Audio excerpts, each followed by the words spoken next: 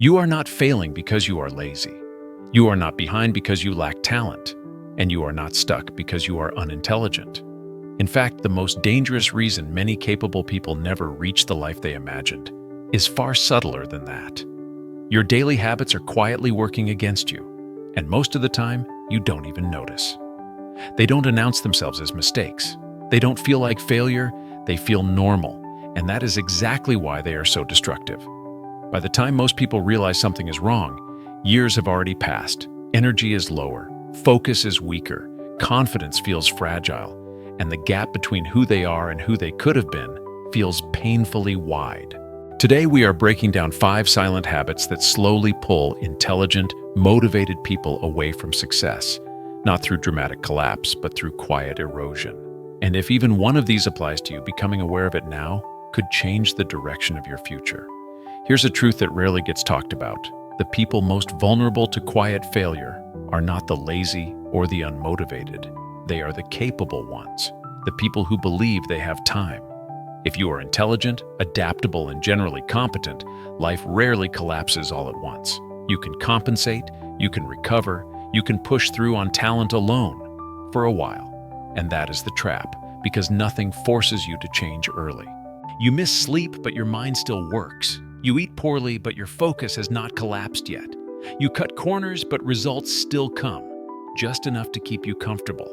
So you delay correction, not because you do not care, but because the consequences have not arrived yet. Years later, you look back and realize something unsettling. You did not lose your future through one bad decision. You slowly traded it away through dozens of "it's fine for now" moments. This is why silent habits are so dangerous. They do not punish you immediately. They reward you just enough to keep you stuck. And by the time the cost becomes obvious, the compound damage is already done. Now let's break down the habits that create this trap. Habit 1. Procrastinating your health. Procrastination is already dangerous because it drains motivation, creates stress, and leaves behind constant guilt. But there is one form of procrastination that causes more long-term damage than almost any other. Procrastinating your health. People delay work, they delay studying, they delay difficult conversations, but the most neglected responsibility of all is their own body and mind. You tell yourself, "I'll start exercising next week. Sleeping less tonight won't matter," or "skipping meals or eating poorly just this once is fine." And you're right. Today, it doesn't matter much. The danger is that health doesn't collapse instantly. It erodes gradually. You sleep a little less, you move a little less, you eat a little worse, and at first it's just a few tired days, then weeks of low energy, then months of reduced discipline, until one day you realize something uncomfortable. Tasks that once felt manageable now feel exhausting. Success begins to feel heavy, not because you lack ambition, but because you're dragging a depleted body and a foggy mind uphill. Here's the truth many people ignore. Health is not a project you finish, it's a system you maintain. And systems don't collapse overnight. They decay through neglect. Without physical and mental health, talent weakens, focus fractures, and potential stays theoretical. So tonight, don't try to fix your life. Just protect one thing, your sleep, because everything else builds on that foundation. Habit 2. The amateur ego. There is a subtle moment where growth often stops, and it happens when people learn just enough to feel confident and then mistake confidence for competence. You've seen it before. Someone dismisses basics because they feel too simple, rushes through fundamentals because repetition feels boring, and assumes they understand something deeply when they've only skimmed the surface. This is the amateur ego at work. It doesn't show up as arrogance. It shows up as impatience. When ego takes control, learning becomes shallow, skills become inconsistent, progress becomes fragile, and eventually those who stayed humble long enough to master fundamentals quietly pass you by. Truly successful people don't win because they're faster learners. They win because they accept how much they don't know. They repeat basics longer than feels necessary, practice fundamentals even when no one is watching, and fail privately so they can perform publicly. If you want real success, you must accept an uncomfortable truth. Most of the time, you are not as advanced as you think, and an unchecked ego doesn't protect your confidence. It slowly sabotages your future. So choose one area you think you already know and revisit the fundamentals this week. Not to prove you're advanced, but to deepen what you thought you understood.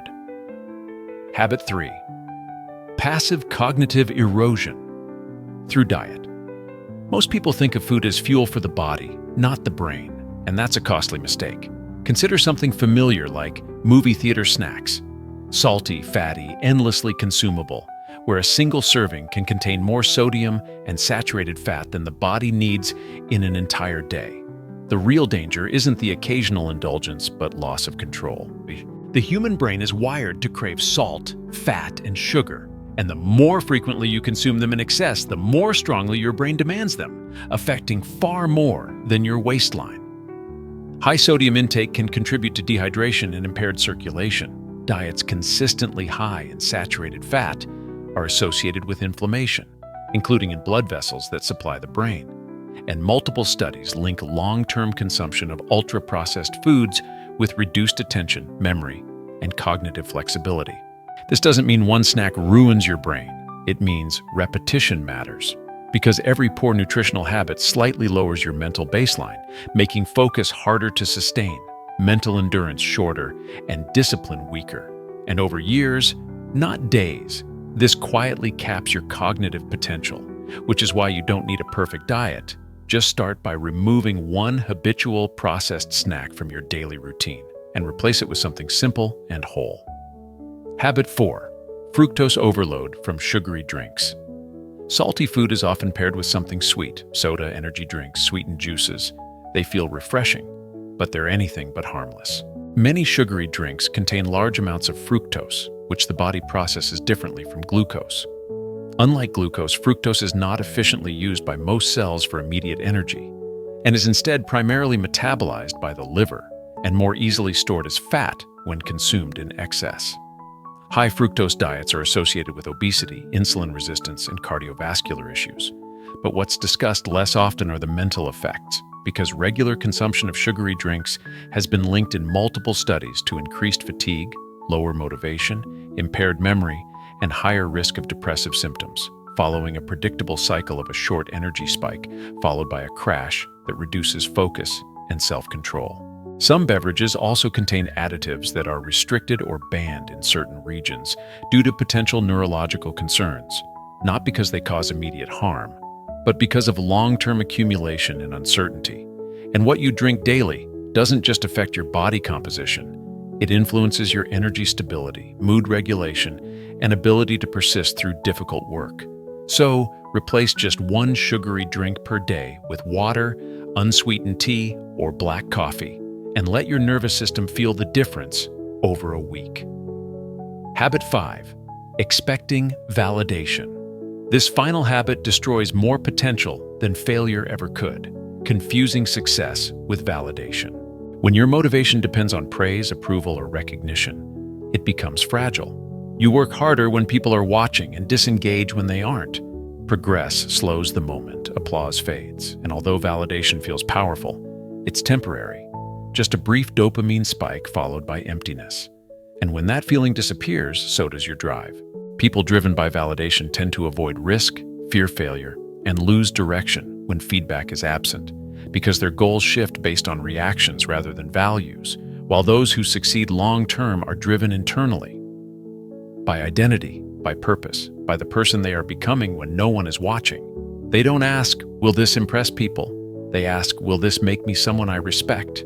And that difference changes everything. So do one meaningful piece of work this week without telling anyone about it, and let the work itself be the reward. Final reflection. If this made you uncomfortable, that's a good sign, because growth rarely begins with inspiration, and almost always begins with awareness. The moment you see a pattern clearly enough that you can no longer ignore it. Don't try to fix everything at once, because that's another trap. Instead, pick one habit you recognized in yourself and change it today. Not tomorrow, not next week, today. Because small corrections repeated daily reshape entire lives. Comfort creates stagnation. Awareness creates transformation. And the future you want is built quietly, one habit at a time.